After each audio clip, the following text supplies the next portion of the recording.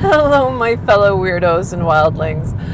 Forgive me if I seem a bit crazy and out of sorts. This is actually the third take on this vodcast, if you will.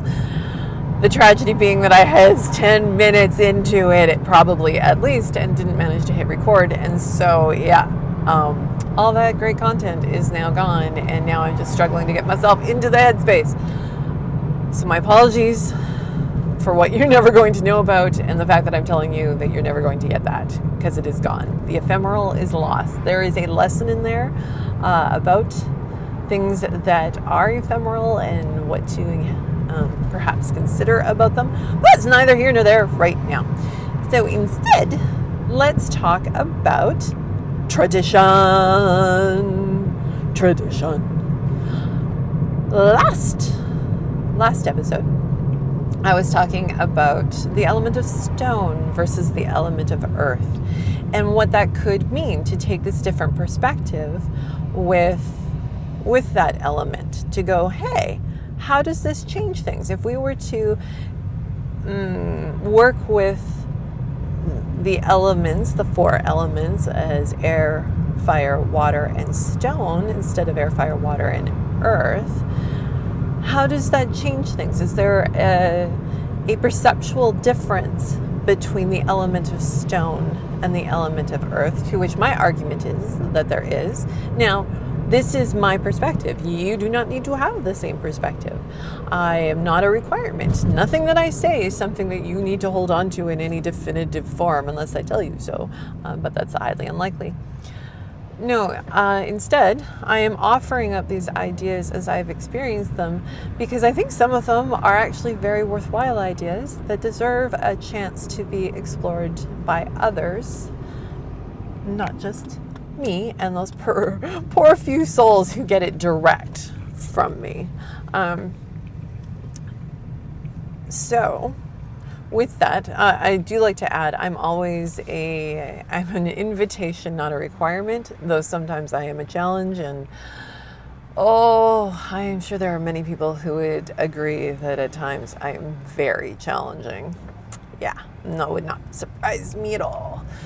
So the invitation for today is for you to join I by Phoenix, the Abysmal Witch, which I may or may not have already said in this particular version of this recording, on an exploration of when is it potentially healthy to walk away from tradition, and when maybe not to. So tradition is that which is done repeatedly. I'm going to stick with that. There's probably some really great definitions out there, but hey, I'm driving, and I have not gotten to a place in time or I'm managing to do that kind of level of prep for my discussions with you. So I don't have a formal definition, but we do have a sense of it, right? Tradition is what is passed along. It is what is done, often for purpose. There is an intentionality of purpose. Also, I'm looking at a license plate that's 6699. Woo! I mean, it's quotes, but also double fun time. Very distractible person I am. Okay, so in the case of the last discussion on stone versus earth as an element, the four elements of being earth, air, fire, water, having been around for potentially a couple thousand years at this point, pretty sure it goes back all the way to those Greek scholars. That's kind of breaking with tradition, but also because in modern Wiccan and pagan practice, that is very standard for the Western magical traditions to use those four elements. And thus, I'm clearly breaking with that tradition. In its most prescriptive way, as in it's written down this way, it needs to be this way.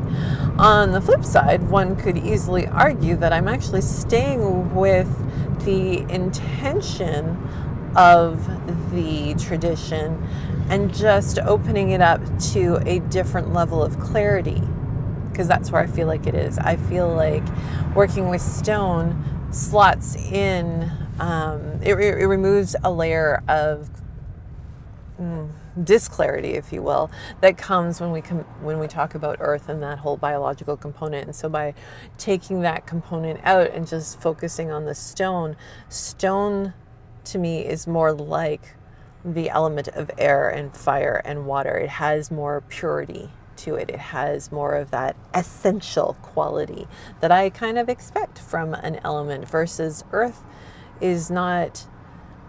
Life is essential in a different kind of way, but earth doesn't have that quality for me. It doesn't have that singular resonance. It is a voice of many, not a voice of one. And thus, my preference, obviously, for stone over earth as the element. So, as I was saying, I think that is more of a refinement of tradition rather than a breaking from it.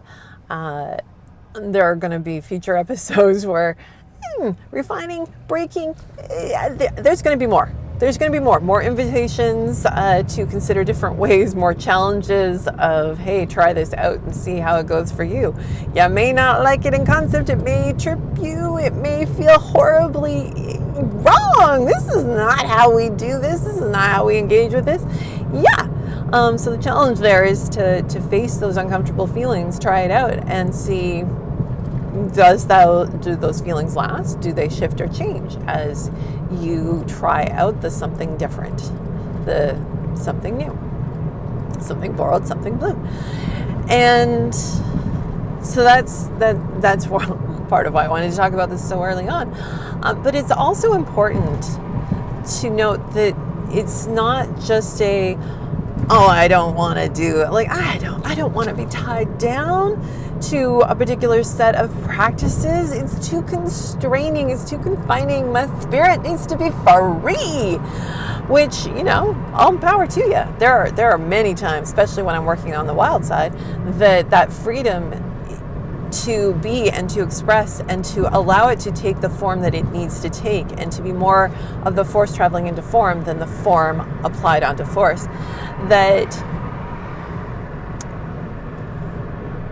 yes, it holds a very important place. So with that, I lost my train of thought really hard right there, didn't I? So yes, I understand and actually frequently live the to heck with tradition, I want to be free. But it's not to heck with tradition for me. It is about knowing when are the best times and places and experiences for me to be about flow, to be about that freedom and a lack of restriction and discovering new pathways and trailblazing, and when it's important to follow the paths laid down by those before us. Now, one of the most important things, or the best thing that you can do when it comes to especially adapting tradition or moving selectively away from tradition, is understand it. Oh my goodness. If we simply understood the reason behind why things are done, and then we would be making true, informed decisions about what we want to change and how we want to change it. Like consent, baby, that's where it gets empowered, is by the context and the information. And so with this, I will share with you something that I have shared. I feel like at this point it's getting to the innumerable level of times that I have shared this concept, or story, I should say. And only once have I actually encountered somebody who knew it as well, which was pretty cool. And it was recent. And yeah. So the story goes like this. You have a couple, and one partner is making the roast beef. They make up the roast beef, so they get the hunk of meat, and they slice off the two ends, and they season it all, and they put it in the roasting pan, and they put it in the oven. And, they're a relatively new couple, but over time, second or third time this happens, the partner has I have a question. for you. Why is it that before you start truly preparing it, you cut the ends off of the roast beef? I don't really understand why you're doing that. And to which the person responds, well, I do it because my mother actually always did it. But that's a very interesting and good question. So hold on to that thought. I'm going to go check with my parent. So off they trundle to their parent to go, hey, parent, so, growing up, you always, when you were going to do roast beef, you got the roast beef and you cut the two ends off of it and seasoned it, put it in the pan, put it in the oven. Why? Why the cutting of the two ends? And to which the parent responds, it's because that's what your grandparent always did. Oh, okay. Well, luckily for this person, they were able to go and talk to said grandparent and go, hey, grandparent, I was, doing the thing and the cooking, and then my partner was asking questions, and then I was like, oh, I did because my parent did it, and so, hey, parent, why'd you do it? And parent said, because you did it. So, hey, grandparent, is there a particular reason that we slice the ends off of the roast beef before we season and put it in the oven and cook it whatever it is degrees for however long it was? To which the grandparent responds, well, yeah, it's because my pan was too small to fit the normal sized roast. So I found I always had to cut the ends off of it in order for it to fit in the pan. That's all. Yeah. There was no reason beyond it was convenient for the person doing the cooking to be able, that's how they actually got, the roast into the pan, was by cutting off the ends. Which kind of makes it, you go, there was no other reason. There's no other reason. So as soon as there was a larger oven, larger pan, there's no need to cut the ends off of the roast anymore. But it continued because it had become tradition in the worst sense of the word. It became rote. It became the thing that got passed along without an understanding of why it was important, just that it was important to do it. And you could see why, while still living at home, the grandparent would have been like, no, we do this first because you want to season, fully the ends that are going to be in the cooked thing. Anyway, that is what happens with tradition. And that's the trick of it. To simply, as in this example, the tradition was not needed. The action was not needed. The problem becomes that for a lot of things, I don't know about a lot of things, but I am certain that there are things that we do in the witchy pagan world that we do for tradition's sake that do have purpose, but we don't understand the purpose. There is a reason that we do it the way that we do it, but we don't know what that reason is. And without knowing the reason, therefore, how can we safely discard, break, or adjust what that reason is? Unless we have a beautiful reason to go to try something different, but it should be a real reason to explore something different. Not just, I'm going to do the thing because I want to try out the thing. Well, you can do that, but one, you run higher risks, especially if you're operating in a very structured system. To break part of the structure could break the whole system. So that's where deep understanding becomes very important. You can't just do the one thing out of context. Taking the one thing out of context and trying to make it work over in somewhere else is often problematic, but less problematic than I think, in certain ways, than taking a whole system, and then taking one part of it and dramatically changing the one piece, but still using the rest of it, because you don't know what you've broken. You don't know how that piece tied into the other pieces. You have potentially setting yourself up for a series of chain reactions that will fuck you over hard, and I don't mean in the good way. So this is where doing changes like that to existing structures needs to come with thought and consideration and care and exploration and research and testing and all of those kind of things, so that, we don't break things hard.